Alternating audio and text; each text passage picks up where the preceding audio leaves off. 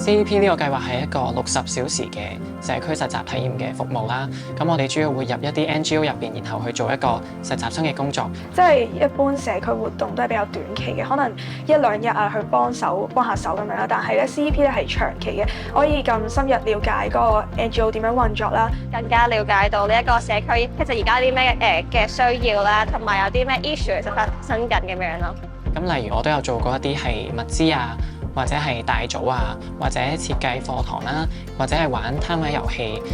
之類嘅工作。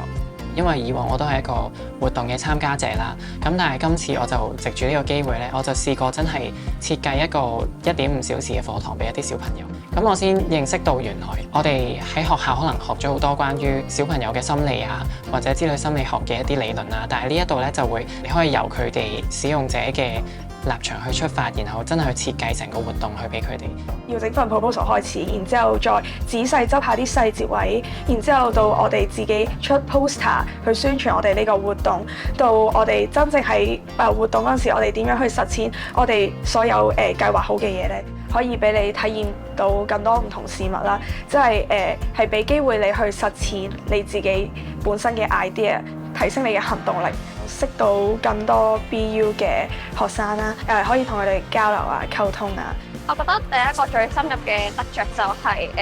其實真係令我更加了解到而家嘅小朋友同我嗰陣時細個喺佢哋歲數嘅時候個分別係啲咩啦。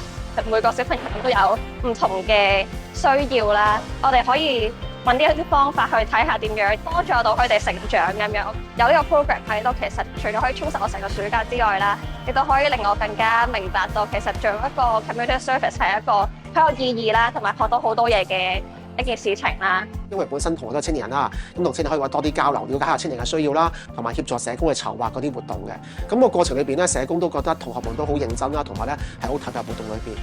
佢哋嘅表現都相當主動嘅，去諗唔同嘅方法啦，同埋上網去揾資料啦。究竟有啲咩係適合小朋友嘅攤位遊戲啦？另外咧，佢哋都係一個好細心嘅同學仔啦。我哋要有執拾物資嘅環節嘅時候，你要去點算啲物資咧，其實佢都好細心同埋好仔細地寫出咗物資嘅數量啦，同埋顏色啦。咁令到我哋同事咧，其實喺我哋揾物資方面啦，都可以好順暢同埋好迅速咯。我覺得任何計劃都係一個 give and take 嘅過程，即係每一次做完活動，我都當佢哋一個同事，從嚟做翻一個嘅檢視同埋一個回顧，希望佢可以將今次呢一個 CEP 嘅經驗擺翻喺佢日常生活中入邊，等佢哋未來如果有興趣繼續喺社會服務嘅時候，可以用得到。如果你想對社區有更加多嘅了解，如果你想獲得咁多參與社區活動嘅經驗，就快啲嚟參加 CEP 啦！期待之後喺 CEP 嘅計劃都可以見到你哋參加。